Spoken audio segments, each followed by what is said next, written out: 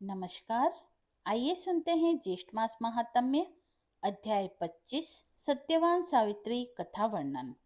स्कंद जी बोले कि हे ऋषियों, नारद जी के चले जाने पर सब वृद्ध द्विज ऋत्विज पुरोहित वर्ग को बुलाकर पुण्यतिथि में राजा अश्वपति ने राजा धुमतसेन के आश्रम में जाने के लिए यात्रा की। हे राजन, राजा अश्वपति ने राजा धुमतसेन के आश्रम मेधारण्य में जाकर साल वृक्ष के सहारे बैठे हुए महात्मा धुमतसेन को देखा। कुशा के आसन पर स्थित नेत्रहीन राजा को देखकर अश्वपति ने राजश्री धुमतसेन का यथाविधि पूजन किया और नियमित वचनों से अपना मंतव्य निवेदन किया और जो कुछ उनका विचार सत्यवान के विषय में था सब कुछ कह दिया और अपना अभिप्राय भी कह दिया और कहने लगे कि राजश्री, मेरी शोभना कन्या सावित्री नाम की है।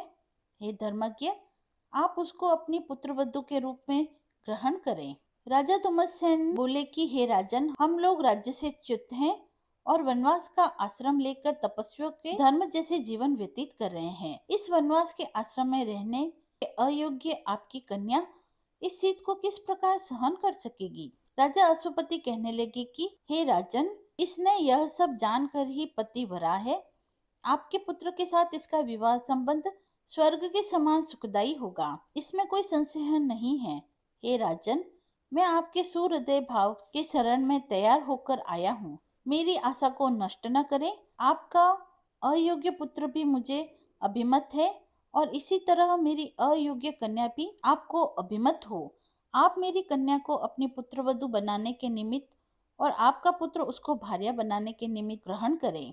राजा धुमतसेन बोले कि हे राजन, मेरा विचार पहले ही आपके साथ संबंध करने का था, परंतु इस समय मैं राज्यहीन हूँ, इसीलिए मैंने अपना निश्चय आपसे नहीं कहा। इसके पश्चात दोनों राजाओं ने आश्रमवासी सभी द्विजों को एकत्र करके विधि पूर्वक विवाह संस्कार कर दिया।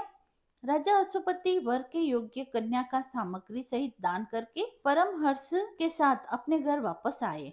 सत्यवान सर्वगुण संपन्न उस भार्या को पाकर अति प्रसन्न हुआ तथा सावित्री भी इच्छित वर को प्राप्त कर अत्यंत प्रसन्न हुई और पिता के चले जाने पर संपूर्ण आभूषणों को उतारकर वल्कल के भूषण और कासाय वस्त्रों को धारण कर लिया।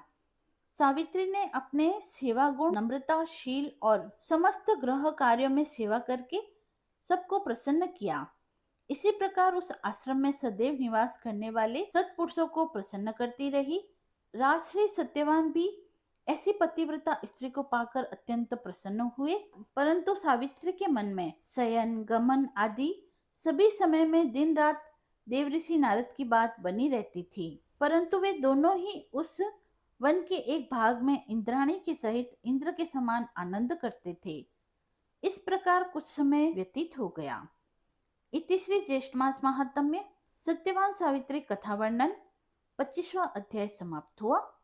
यदि आपको यह पसंद आया हो तो आप वीडियो को लाइक करें, कमेंट बॉक्स में जय श्री हरि लिखकर अपनी भक्ति को व्यक्त करें।